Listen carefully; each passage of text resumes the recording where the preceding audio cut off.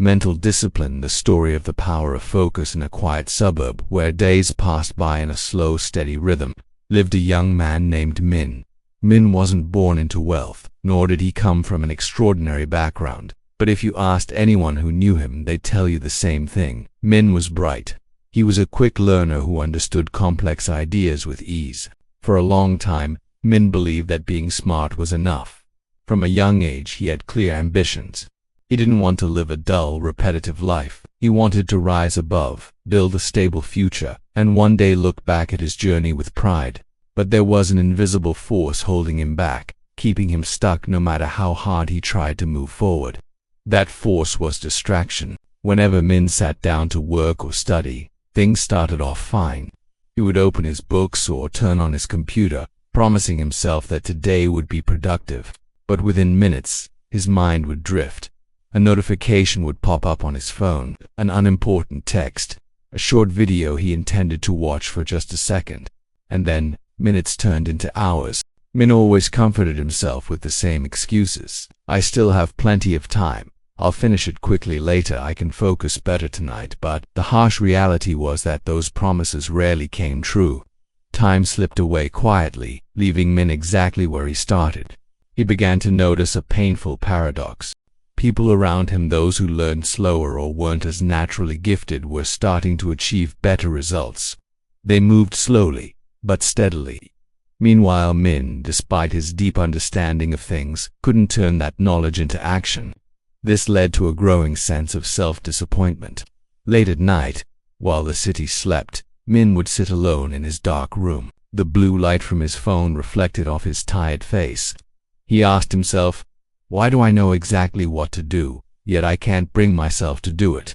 For the first time, Minh faced the truth he had been avoiding. He lacked talent or opportunity, he lacked discipline. The next morning, Minh sought out a man he had always respected, an elderly teacher in his neighborhood who had weathered many of life's storms.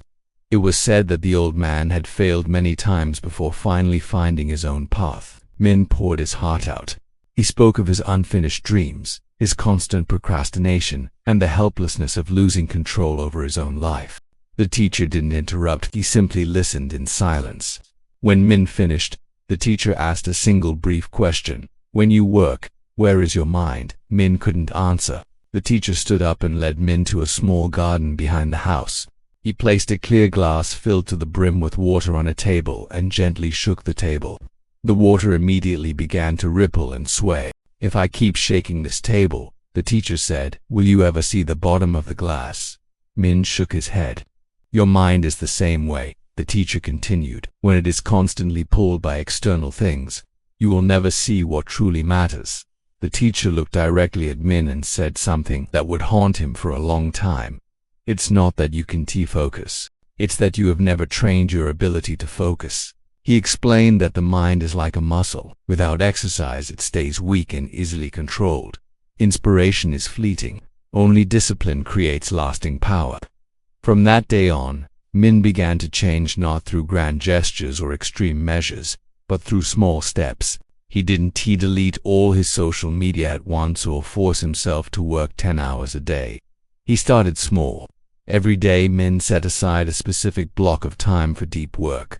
During this time, his phone was placed out of reach. All notifications were turned off. No interruptions, just Minh and the task at hand. When his mind began to wander, which happened often, Minh didn't beat himself up. He simply, gently, pulled his attention back. The first time, the second time, the 10th time. At first, it was incredibly difficult. There were days he felt frustrated, exhausted, and ready to quit. But he remembered the teacher's words: discipline doesn't have to be perfect. It just has to be repeated. As the days passed, Minh noticed a slow but profound shift. Time no longer felt like it was slipping through his fingers when he focused. He became efficient. Tasks that used to take all day now took only a fraction of the time. More importantly, his confidence returned. He no longer felt like he was being passively dragged through life. For the first time, he felt like he was the one behind the wheel. Months later, the results began to show. Goals that had been gathering dust were finally being achieved.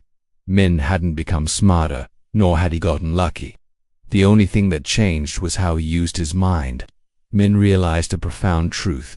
Success isn't built on bursts of inspiration, but on ordinary days lived with discipline. One afternoon, looking back on how far he'd come, Minh remembered the glass of water in the garden. When the water settled, everything became clear. He finally understood. If you do not master your mind, you will always be a slave to your circumstances. But if you train your mental discipline, you can go anywhere you want. From then on, Minh lived by one rule: train the mind every day, even if just a little. Because discipline doesn't change your life in a day, it changes your life over time. If this story resonated with you, please take a moment to share it.